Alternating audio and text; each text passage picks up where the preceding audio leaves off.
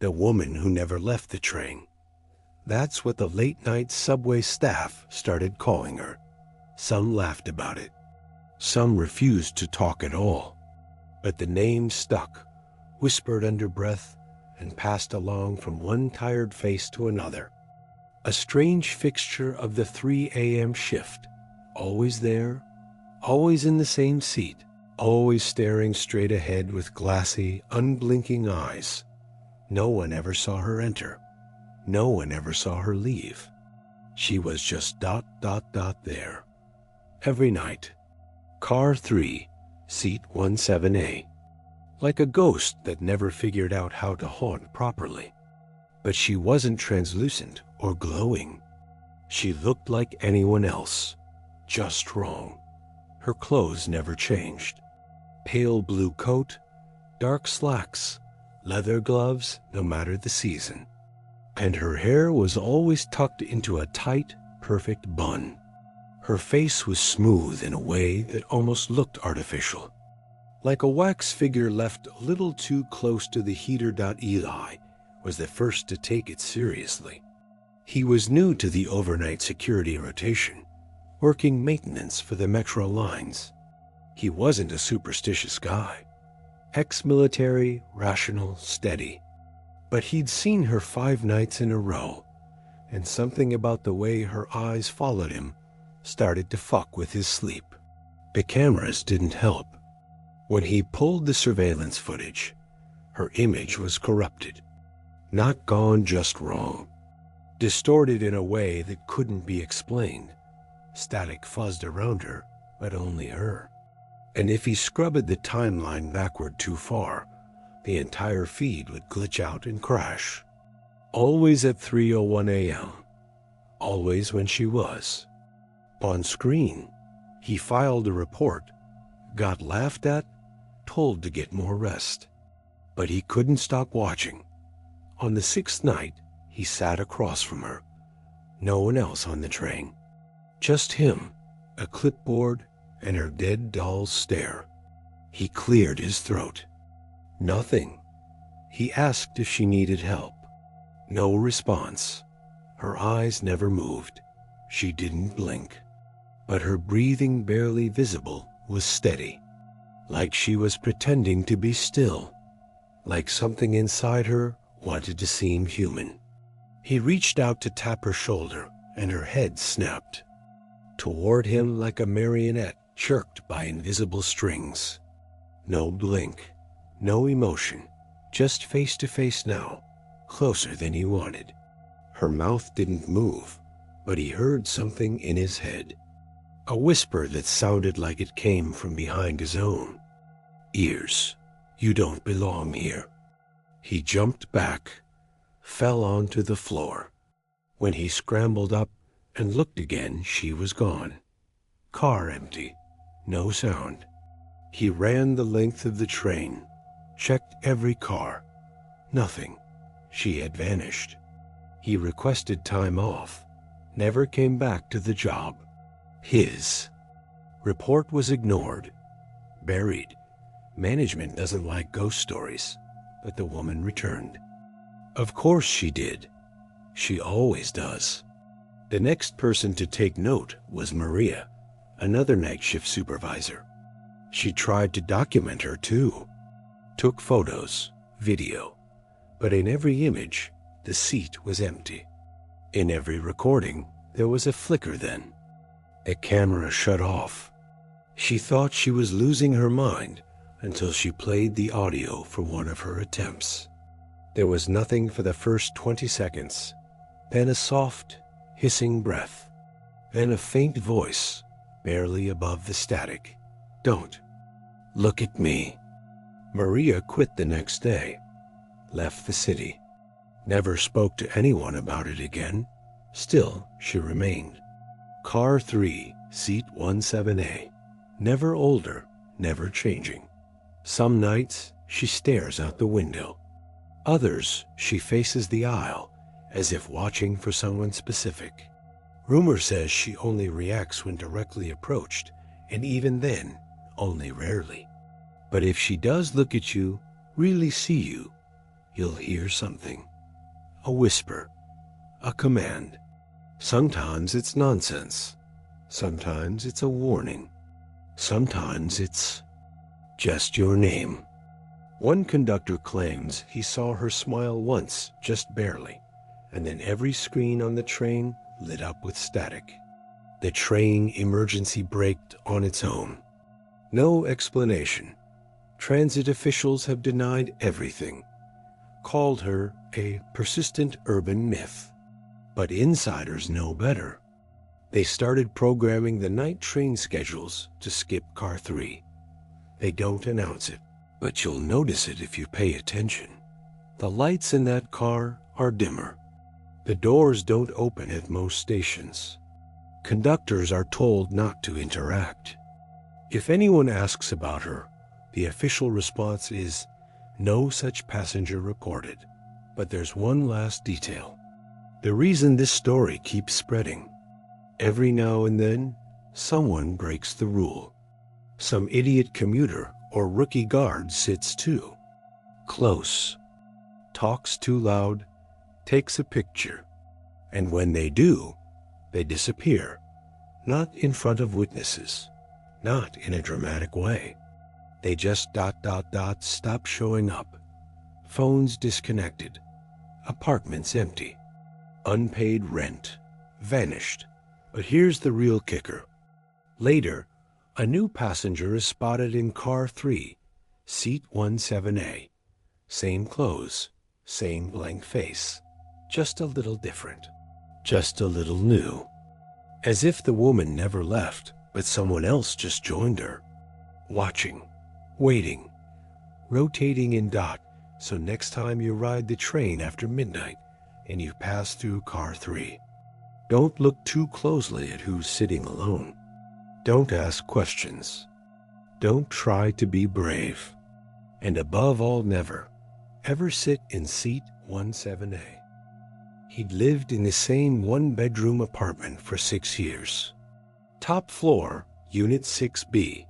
Quiet neighbors, thin walls, decent view of the city skyline if you squinted just right.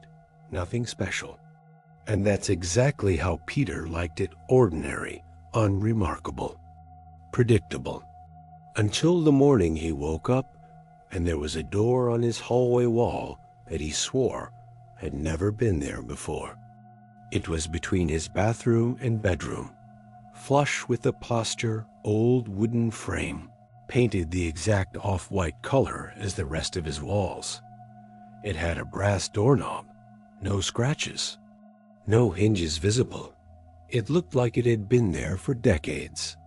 But Peter knew every inch of that apartment. He had measured the wall space once when installing a bookshelf.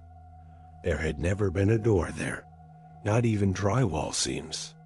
Just solid, ugly beige nothingness dot at first. He assumed it was some kind of prank, a hallucination. He worked long hours. Maybe he was sleep deprived. Maybe he was losing it. He reached for the knob. It was ice cold, locked, no keyhole.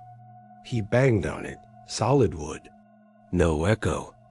He tried pulling, nothing. Pushing, nothing. He ran his fingers around the edges, no gaps, no airflow, just stillness. The kind of stillness that felt wrong, like the air on the other side wasn't moving, like it wasn't even air. He laughed, nervously grabbed his phone and took a photo. He sent it to his friend Jenna. Her response, nice door, remodeling? Peter didn't touch it again that day. That night, as he lay in bed, he swore he heard something behind it. Not loud, just a faint scrape, like nails gently trailing down the inside.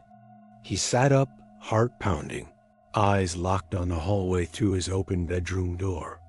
Silence. He told himself it was the radiator. A pipe, something mundane. But he didn't sleep. The next morning, the door was open. Just an inch. Just enough to see darkness inside, No hinges, no light, just a narrow vertical void that swallowed his hallway like a wound. Peter froze. He didn't move for an hour, just stared. Eventually, he crept up to it, peered in. He couldn't see the back. He tossed a pen inside. No sound. He turned on his flashlight and aimed it through the crack. The light vanished. Just dissolved. He slammed it shut. It clicked into place. No latch, no lock, but it stayed shut. The door stayed closed for a week. He considered calling his landlord, but what the hell would he even say? Hey, there's a door in my apartment that shouldn't be there, and it opens into nothing. No, he needed sleep. He needed a drink. He needed anything else. But on the 7th night, it opened wider. This time, it was halfway open. And the hallway behind it was visible. Only it wasn't a hallway. Not his hallway. The walls were the wrong color. The carpet was red. Dim lights flickered on the ceiling. And far at the end of the corridor, maybe 20 feet deep, was a figure. Still, motionless, facing away, tall, with long limbs. Its head tilted slightly to the side, like it was listening, like it knew. Peter slammed the door again. He duct-taped it shut, moved his dresser in front of it, then went to a hotel for 3 days. When he came back, the dresser had been moved. Nothing else touched. No signs of forced entry. Just a new note taped to the door. We're waiting. The handwriting was small and perfect, like it had been printed by a machine that hated you. Peter stopped going to work. He couldn't. He stayed up all night, watched the door. He stopped eating. Every time he blinked, it was slightly more open. He tried to destroy it. Sledgehammer. Fire. Nothing worked. The wall was solid. The flames wouldn't catch. Even the door wouldn't burn. The smoke detector didn't even go off. Reality bent around it. Then came the dreams. The same hallway, endless, red-carpeted, humming with some low frequency that rattled his teeth. The figure always ahead, closer each time, never turning around. He'd wake up gasping, soaked in sweat, and find the door open just a bit wider. Then, one night, it was fully open. He didn't remember falling asleep. But when he opened his eyes, the door stood wide, mouth agape, revealing that same cursed hallway. Only this time, the figure was just inside the threshold, closer than ever, still not moving. But now Peter could see its hands-long, pale fingers, too many joints, twitching slightly. It didn't have a face, just a stretched, blank mass of skin where features should have been. Peter screamed, ran, got as far as the elevator before collapsing. The EMTs found him in a panic attack, nonverbal. He was institutionalized for a few weeks, diagnosed with a psychotic break, medicated, stabilized. When he finally returned to his apartment, the door was gone. The wall was just a wall again. Plain, beige, unremarkable. No seams. No marks, not even a shadow of what had been there. He tried to move. New city, new job, new life. But every apartment since has had something off. A weird stain, a cold spot. Sometimes just a door-shaped outline where there shouldn't be one. He started sleeping with lights on. He never stays anywhere too long. But last week, in his newest apartment, he found it again. The same door, same brass knob. This time, it had his name carved into the wood. deep, like it had been waiting, and last night it opened. The neighborhood that wasn't there yesterday. It was supposed to be a normal drive home. Just 20 minutes down the usual back road, through 2 sets of lights, past the gas station, and onto the quiet little cul-de-sac where Sam had lived. For 3 years, he could make the drive in his sleep. He often did, half-conscious after long shifts. But that evening, something was off. He missed the first light somehow. Or maybe it wasn't there.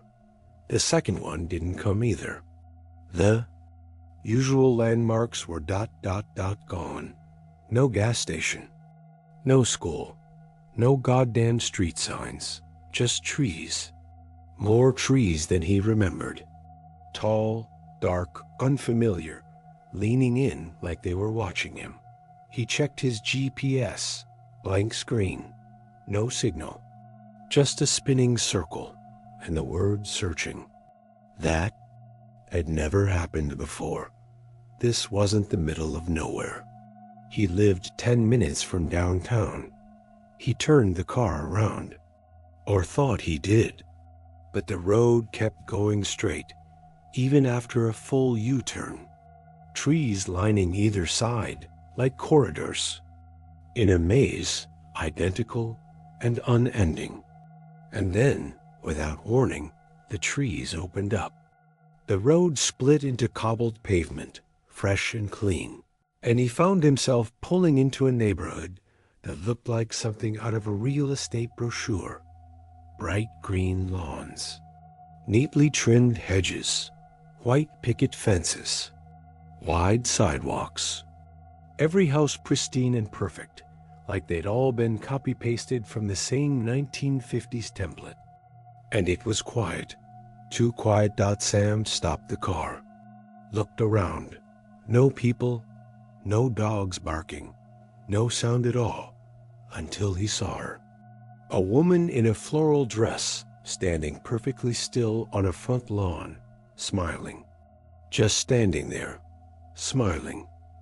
He rolled down his window, waved awkwardly. She didn't wave back, just kept smiling, teeth too white, posture too straight, like someone told her what friendly looks like without ever understanding it. Then more people came out. A man in a polo shirt, 2 kids on identical bikes, a neighbor watering already perfect grass. They all smiled, stared, didn't blink much. Sam tried calling out, "Excuse me, where am I?" But no one answered. The man with the hose turned his head, too slowly, and kept spraying water into the same patch of dirt. Sam felt the knot in his stomach twist tighter. He pulled away. He drove around the block, and then again, and again, and again. Same houses, same people. No matter how many turns he took, he always ended up back at the same intersection. Willow Lane and Maple Court. There was no way out. GPS still dead. Phone still lifeless. Even the clock on his dashboard was frozen. 6:17 p.m. blinking. Eventually, one of the neighbors approached. A tall, thin man with flawless skin and eyes too wide. Lost? He asked in a voice that sounded like it had been stitched together from radio commercials. Sam nodded, relieved. "Yeah, man. I think I took a wrong turn. Can you point me toward Highway 8? The man's smile didn't falter. "Of course. You're almost home." Sam blinked. "Sorry?" "You're almost home," the man repeated, stepping closer. "You just need to stay a while. Settle in. Get to know the neighbors." Behind him, the others were watching. Still, smiling. Not one person had moved from their original spots. Sam gunned it. Tore out of the cul-de-sac, tires screaming. The houses blurred past, too similar to tell apart. He didn't know where he was going, just away. But after 5 minutes of driving, he found himself back where he started. Same intersection, same blinking street signs, the neighborhood looping in on itself like a trap. And now, something had changed. The sun had stopped moving. Same low, orange glow stuck on the horizon. Shadows no longer shifted, and the people were no longer pretending. They were waiting. Sam ditched the car and ran, jumped fences, cut through yards. Everything was too perfect. Grass didn't bend. Windows didn't reflect anything but white light. Mailboxes were all empty. He broke into a house identical inside. Plastic food in the fridge, bookshelves full of blank spines, TV playing static. Upstairs, a bedroom with a photo of him on the nightstand. Him, smiling, holding hands with the woman from the lawn. Behind him, that fucking house. He ran. Never came. He stopped sleeping. The neighbors visited, knocked politely, slipped letters under the door. We're glad you're home. Everything will be fine once you adjust. Don't be difficult. His phone rang once, just once. The screen lit up with a contact. Mom. He answered, static. Then a voice warped and distant. You shouldn't have come here. Click. Now he's not sure how long it's been. Time doesn't work right. Food appears in the kitchen every morning. Clothes washed and folded. Sometimes he blacks out. Wakes up on the lawn, waving at new arrivals. Sometimes he sees his car driving down the street with someone else inside. And sometimes, late at night, he hears his own voice from the basement, whispering things he doesn't understand. But the worst part? The real mindfuck? Sam's starting to forget what his real home looked like, what his job was, his sister's name, the color of the sky before it got stuck. The longer he stays, the more it all fades. And lately, he's been feeling the urge to smile back at the neighbors, just to fit in, just a little, because maybe this is home now. Maybe it always was. The disappearing children of Gray Pines. The town of Gray Pines didn't show up on most maps. Tucked into a fog-covered stretch of forest in northern Oregon, it was the kind of place people only found if they were born there, lost, or running from something. The population hadn't changed much in decades. People didn't move in. People didn't move out. And everyone who lived there understood one thing without needing to be told. If your child was born in October, they would be gone by the time they turned 10. No ransom, no evidence, no trace. Gone. The disappearances began in 1961. A little girl named Elsie vanished from her bedroom the night of her 10th birthday. No forced entry, no signs of struggle. Her window locked from the inside. Her parents were cleared. The police had no leads. The case went cold. The town grieved and moved on until it happened again the next year. And again, and again. Always a child. Always on their 10th birthday. And always born in October. After a while, people stopped talking about it. Like saying it out loud gave it power.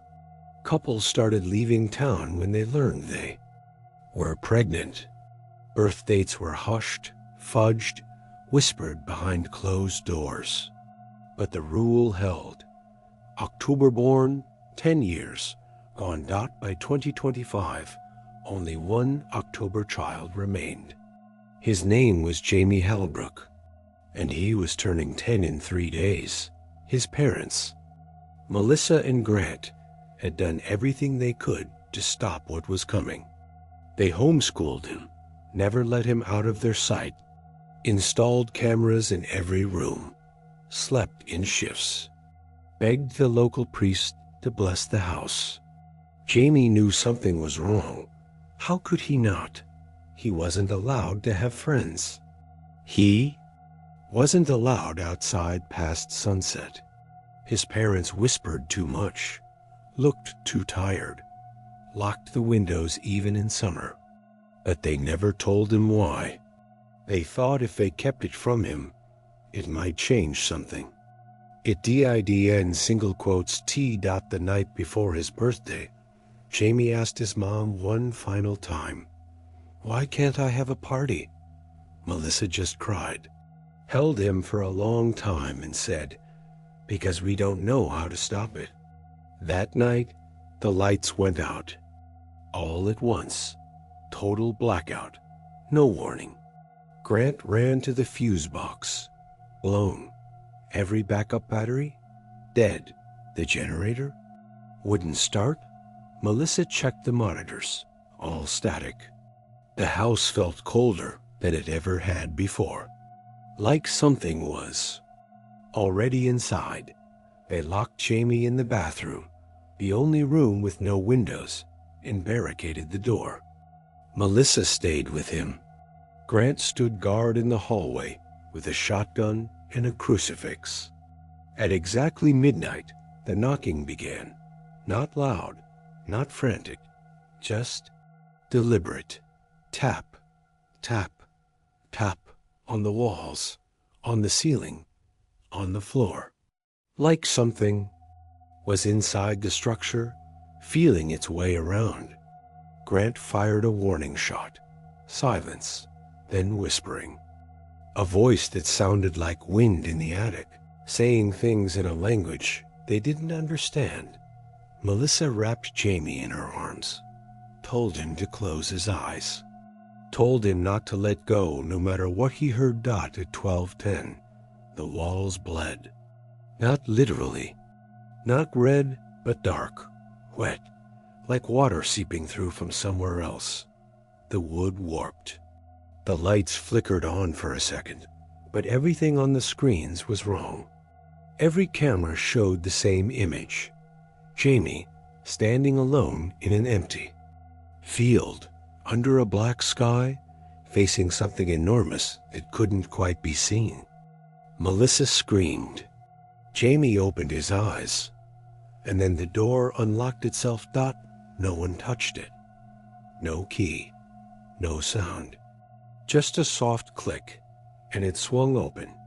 Jamie was gone. The room was empty. No broken glass, no footprints, just cold tile and an open door. Melissa collapsed. Grant ran screaming into the woods. Days later, he was found with his eyes removed and something carved into his chest. The tithe is paid. He never spoke again. Melissa stayed in Gray Pines, became a town librarian.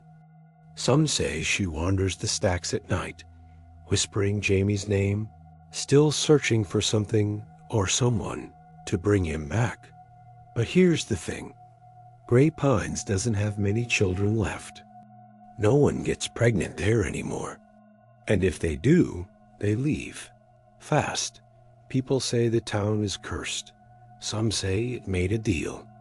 Others believe something ancient sleeps beneath the soil, and every October child is an offering to keep it from waking. But last week, a new family moved into town. Didn't know the history. Nice people. Quiet. And guess what? Their daughter was born on October 14th. She just turned 9. The countdown has already begun. The disappearing children of Gray Pines in the town of Gray Pines.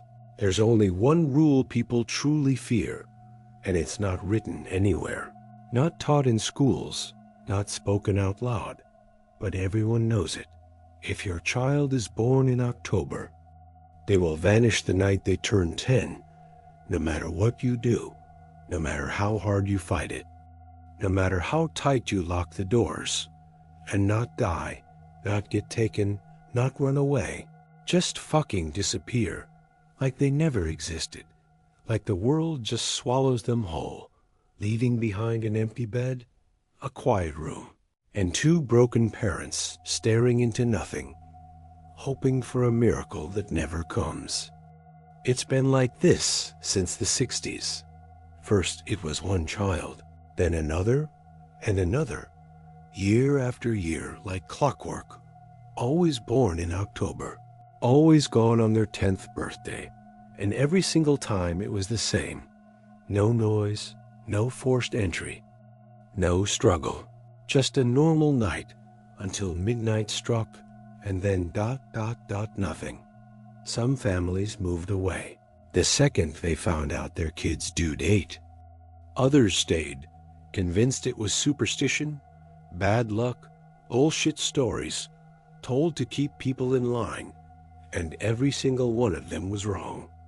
Jamie Halbrook is the last October-born child in Grey Pines, and his parents, Melissa and Grant, have been living in quiet terror for 10 years, never celebrating his birthday, never letting him play outside after dark, never letting him out of their sight for more than a minute, because they know what's coming and they know it's real. And now, with Jamie's 10th birthday less than 24 hours away, their house has become a fortress of desperation.